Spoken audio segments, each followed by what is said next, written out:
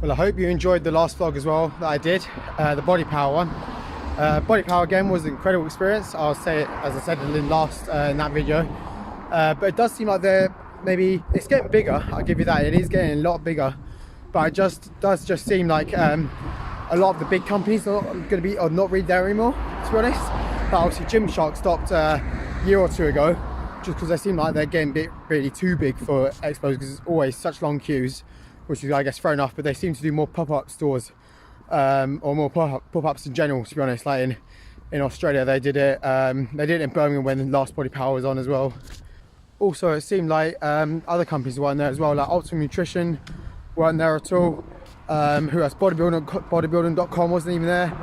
Christian Guzman was there, but he wasn't at an Alpha Elite stand this time. So it does seem like recently there've been a lot of the big stands not really there. There's smaller stands at the moment. And I didn't, as I said in the last one as well, I didn't really get any freebies apart from that one hat. So yeah, still good athletes there. As I said, like VQ, kind of big bodybuilders. I don't really follow too much, but some of them were there, like Phil Heath, as you saw as well.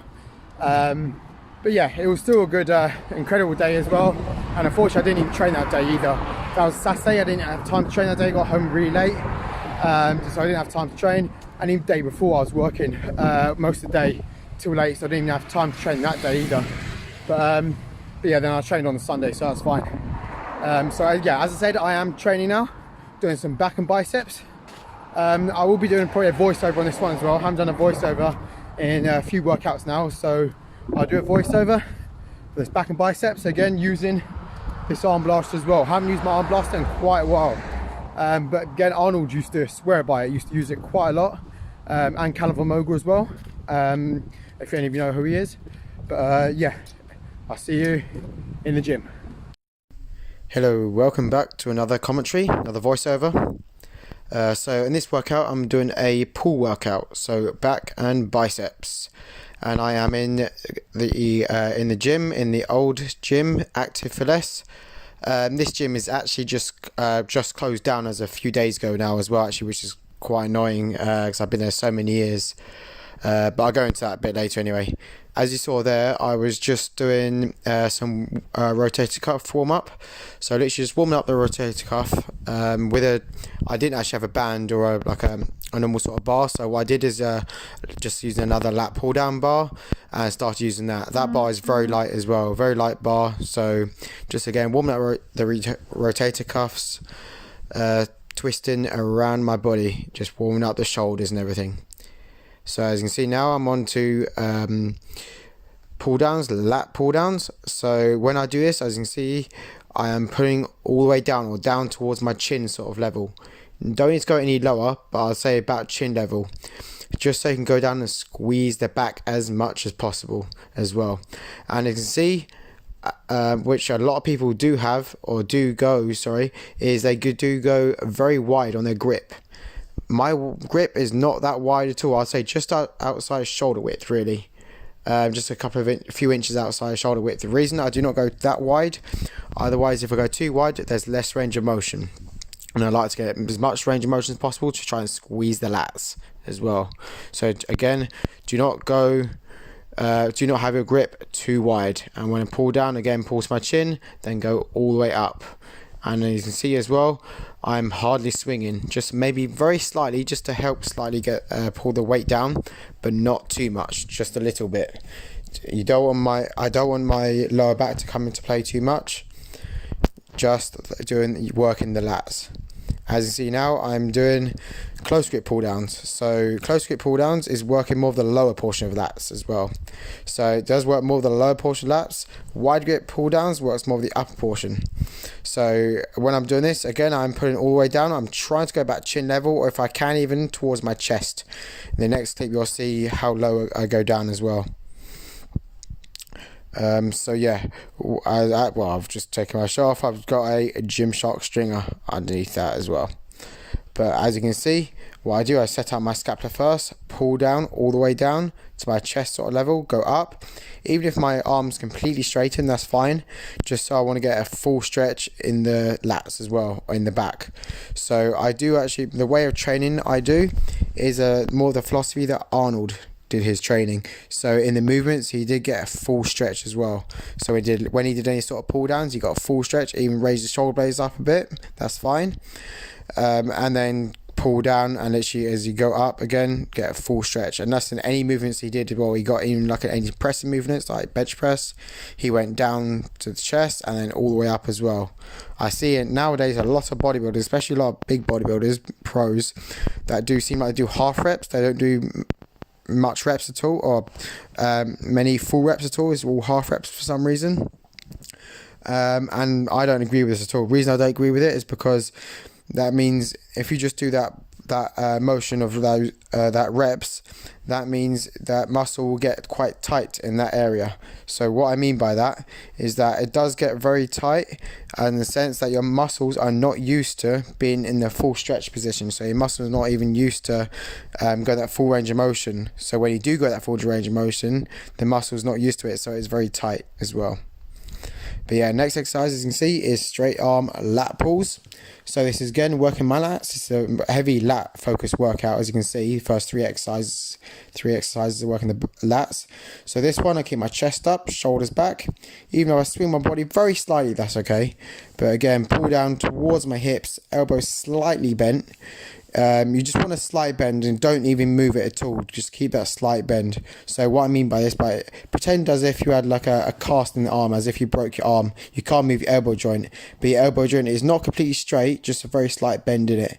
Basically pretending you got a cast in your arm, and literally pull down towards your hips as well. And as I said, pull down, chest up and shoulders back. Next exercise I'm doing, as you can see, is seated row. So this is actually a very good seated row machine, but yeah, I'm going to be pulling towards my stomach, like belly button level as well. And as I pull, I get my chest up and shoulders back again, so I can squeeze the back as much as I can. This exercise is working more of the upper inner portion of the back, so more of the mid traps and the rhomboids as well. A little bit of the rear delts, but very minimal there. Also, any back movements, as you can see, any back movements that I'm doing, it all does work the biceps and forearms as well. You can't stop them from working. So like any pulling motion does work the biceps and forearms, and just like any pushing motion, like any types of bench press, dumbbell press, shoulder press, that all works the triceps slightly as well. You can't stop that from working. So as you can see, I am pulling towards my stomach, trying to squeeze my back as much as possible. This next exercise is a unilateral exercise. So what I mean by unilateral is one arm at a time. So pulling with one arm, this is a row machine. I love this machine, it's such a good machine. So basically it's like a chest supported row machine. Put my hand just in front of the pad, as you can see. My hand I'm not working, just to keep me stabilized. Pull back as far as I can, get squeezing the back. This is working the inner portion of the back and a little bit of the lats as well, getting the width in the lats. But again, this one, because it's single arm, I don't need to go too heavy on this one. So as you can see, my chest is against the pad the entire time. That is very important. I see a lot of people that when they train, when they do these sort of rows or these type of machines, their chest comes off the pad a lot and they end up leaning back. Try not to do that as much as possible. Just try and keep your body still and try to make sure that it's just your arms moving, arms and shoulders basically, and it's your arms pulling back. Otherwise, it is too much of your lower back working. I know this is a back workout, but I'm not in this exercise. I'm not trying to work my lower back. I'm trying to work my upper back as much as possible. So as I said, as you can see, my forearms are activating, as you can see. You can see the striations in the muscles and everything, and the biceps a little bit. So again, I can't stop that from working, but I'm trying to squeeze my upper back as much as possible. The next exercise, which is one of my favorite exercises, which Arnold Schwarzenegger, again, his philosophy of training, he uses an arm blaster. So this is just a Gold's Gym arm blaster. So basically, you put it behind your elbows, basically a strap that goes around your neck, and you put this metal bar basically behind your elbows and stops your arms from swinging. So it's a bicep isolator, it basically isolates your biceps, stopping your arms from swinging, so just hits the biceps as much as possible. And I am using an EZ bar as well. And as you can see, I'm going up to more like upper chest sort of level, going all the way down. Get a stretch in the chest. Getting a stretch in the biceps, and then coming all the way up, squeezing the biceps as well. And as you can see, I'm moving the entire time. I'm not just resting at the bottom or resting at the top. A lot of people, when they do these sort of exercises, or when they do especially preacher curl machine or preacher curl, they rest at the top. That is taking the tension off the muscle. What you want to do is keep moving the entire time. Time on tension for the muscles works a lot better. The longer the muscle's under tension, the more force blood trauma there is. So that means more blood gets to the muscle and more micro tears in the fibers as well. As you can see, next exercise, bicep exercise, second bicep exercise is a single arm cable curls. So I'm doing my left arm first, but as you can see, single arm cable curls, just holding the cable one arm at a time, curling up all the way down, then all the way up, squeezing the biceps. The reason I like doing some single arm stuff as well, more like unilateral stuff, especially for biceps, well, at the moment anyway, is because I've actually got I've had it for quite a while, but I've still got tendonitis in my right forearm or bicep. I think it might be my bicep or forearm that's really tight. It might be that as well, which is pulling on the tendon, which makes inflamed tendon, which is tendonitis as well. But yeah, so that's why I'm trying to do one arm at a time, just so I can maybe try to squeeze or trying to get maybe extra a few more reps if I can, or one or two more sets for the right side, as it is at the moment. It seems a little bit weaker because of the tendonitis, but hopefully it will go soon anyway. I'm going to be getting sports massages soon anyway, deep tissue massages anyway, so hopefully it'll release the tension and hopefully it will go. So you can see as well, my body is nice and still. I'm not swinging my body, not using my lower back, just getting the arms to do the work, and that is it.